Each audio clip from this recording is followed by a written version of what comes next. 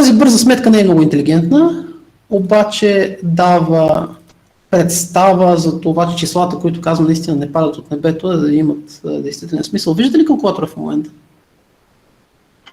Вижда се, да.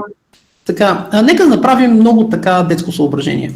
Нека да направим съображението, че имаме закона на Хъбъл и че Вселената се е разширявала през цялото време със скорост 2. Сега това очевидно не е вярно, но нека да предположим в много семпъл модел, че е така.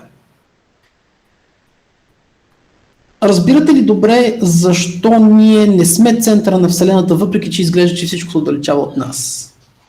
Изглежда, че всяка галактика се отдалечава от нас. Защо тогава ние не сме центъра на Вселената?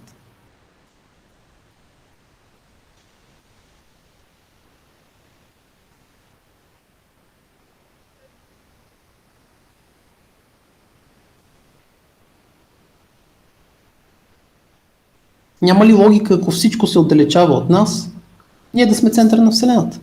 Не изглежда ли така?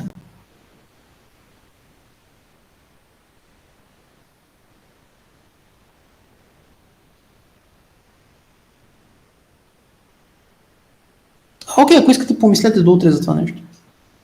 Нека да покажа нещо с калкулатора. Значи, по така семплото съображение, ако искаме да намерим някакво време T, връщайки се назад във времето, време T, при което Вселената е била в точка, то тогава съгласни ли сте, че ако хвана някоя далечна галактика на разстояние R, и ако Вселената се разширява със скорост V, то T е равна на разстоянието до галактиката върху V. В този прост модел, съгласни ли сте, че това е вярно? В най-простия модел. Да. При постоянна скорост 2. Добре. Обаче в същото време V, знаем, че е равно на H по R от закона на Хъбъл и R се съкръщава и получаваме, че T е равно на 1 върху H. Това H обикновено се бележи с H нулево, ако трябва да съм по-коректен. Сега това време е 1 върху H, в действителност не е възрастта на Вселената, а се нарича време на Хъбъл. Времето на Хъбъл е близо до възрастта на Вселената. Нека да видим колко е. Тоест това, което ще направя, просто е, че ще намеря реципрочното на константа на Хъбъл, да видя какво ще стане. Значи константа на Хъбъл е 70 км в секунда на мегапарсек. Нека да не я обръщам все още. 70 км в секунда на мегапарсек, после ще обърна реципрочно. Искам да обърна мегапарсека в километър, като стане километър в секунда на километър, съкращавам километър и получавам 1 върху секунда. Нека да направя това нещо. Щом на мегапарсек е 70, значи на километър трябва да разделя 70 на километри в мегапарсек. В 1 мегапарсек има милион парсека, 10 на 6, значи деля на милион. В 1 парсек има 206 265 астрономически единици. Астрономически единица има 149,6 милиона километра. И вече имам километър в секунда на километър, съкращавам километър и вече имам 1 върху секунда, който е херц. Значи това ми е константа на Хъбъл в херци. Мога да я сметна колко е, всъщност този калкулатор не ще. Няма значение. Това е константа на Хъбъл в херци. Окей, това число, това отношение. Разбрахте ли до тук какво правя?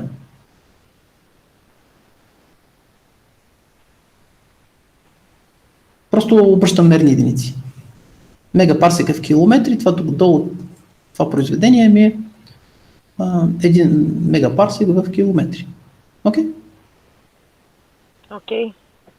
И сега искам да обърна реципрочно, за да получа секунди. Нали, 1 върху херц е секунда. Да обърна реципрочно, слагам 70 в знаменател. Това ми е секунди 1 върху H. Хъбъловото време.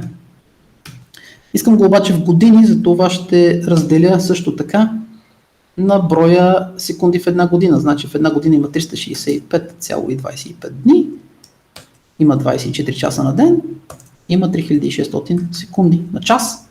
И това вече, тази сметка ми дава при стойност 70 за константа на Хъбъл. Аз ви казах, че знаем, че е между 65 и 75. Не сме сигурни точно колко, но около 70. Ми дава Хъбъловото време в години. 13,96 милиарда. Значи около 14 милиарда години наистина. излиза 1 върху хаш. Но забележете, че това не е точната възраст на Вселената, защото Вселената не се е разширявала равномерно през цялото това време и имала е периоди на ускорение, периоди на забавене. Но се получава нещо приблизително, нещо близко до реалната възраст на Вселената и забележете, че това е наблюдателно съображение. Константа на Хъбъл е нещо, което измерваме, като наблюдаваме как се отдалечават близките галактики. Така че това може да се направи и с обикновен калкулатор, без никаква сложна математика. Добре, сега знам, че тази презентация беше много разнородна. До някъде, защото минах през извънгалактичната и космологията доста бързо.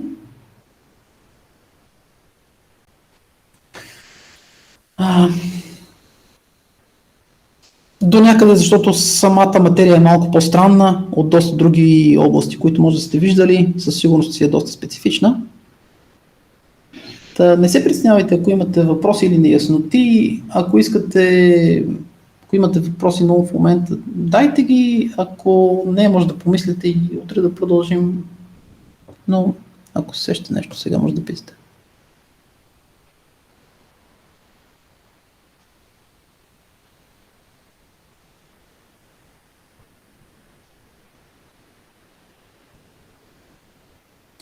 Също знам, че минах съвсем качествено през различни теми. Ако това ви е внесло объркване, не се притеснявайте, аз в записките ще напиша много ясно кои са приоритетните неща, които да знаете. Нали? В случая количествено най-важното е простата формула за ефект на Доплер, съкратената формула и закона на Хъбъл. Има една връзка също, която макар и много рядко понякога давам, която е за мащабен фактор. Тя е обяснена в записките. Как зависи мащабният фактор от Z, защо е 1 върху 1 плюс Z. Но първите две са приоритетни. Закона на Хъбъл, ефекта на Доплер и останалото вече са някои други качествени познания, като възраст на Вселената, класификация на галактиките, спирални, елиптични, такива идеи.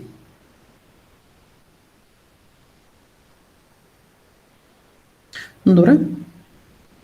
Нямаме въпроси? На този етап аз не. Добре, тогава ще ви оставя да помислите по... Може би трябва да отлежи малко. Моля? Трябва малко да отлежи информация. Да, предполагам. Ще ви оставя да помислите по това, което чухте. Сега аз заедно с записките и примерните задачи, които ще получите след неделя вечер, ще ви пусне тези две презентации да си имате самите PDF и въпреки, че това не е наситената информация от към подготовка, но ще може да си припомняте каквото е необходимо. Ми предполагам, че можем да продължим направо с тези от вас, които ще дойдат на живо в София утре сутринта. Ще се съберем в физическия факултет. Може би знаете, в физическия факултет часовете по принцип почват в 15, така че сме свикнали в 15.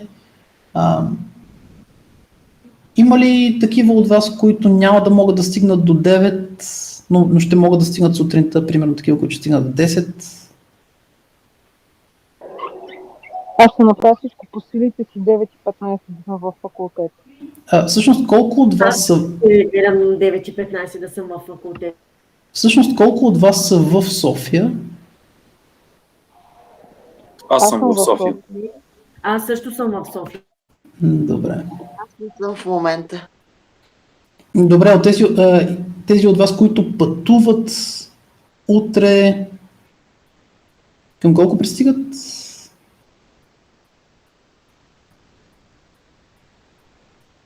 Или няма такива, които пътуват утре?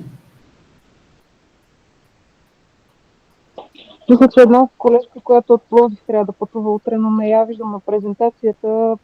Предполагам, ще успее да дойде до към 10. За Пловдив 9:15 е малко рано, честно казано. До 10 трябва да може.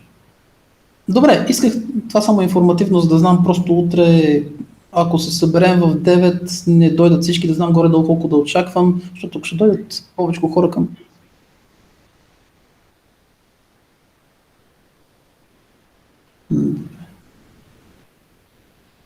Просто искам да знам, да не почвам примерно веднага с много интензивно с теория, ако някой закъснее малко, да не изпусне много.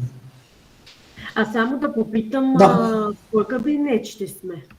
Горе на петия етаж, А518, аз съм го написал в мейла, А518 е като се качите на петия етаж в А-сграда. А-сградата е тази с главния вход.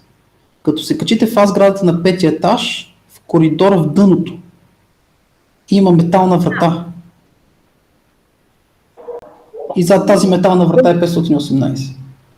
Ще бъде Беше там. изпита възможно. Да, Вероятно, да. че сме в Тя е една от двете зали на нашата катедра, една от двете големи учебни зали на нашата катедра. Добре, ако нямате други въпроси, направо утре на живо в А518, а за тези колеги, които няма да могат да дойдат поради една или друга причина, ще се опитаме да наваксаме, да компенсираме по някакъв начин с допълнителни консултации, вече след като сте получили и разгледали материалите. 9:15. Да.